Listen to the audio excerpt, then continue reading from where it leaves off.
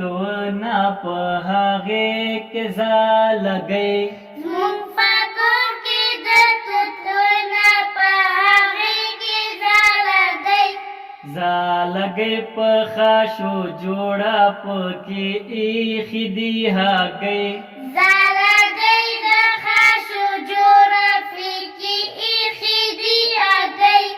په هګیو باندې ناسته ښایسته ښکلې مرغۍ په هګیو باندې ناسته ښایسته ښکلې مرغۍ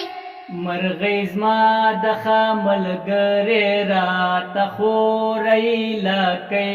مرغۍ زما د ښه ملګرې راته خورۍ لکۍ ښه هلک مرغۍ نه ولي په لابړ او په لیندۍ ښه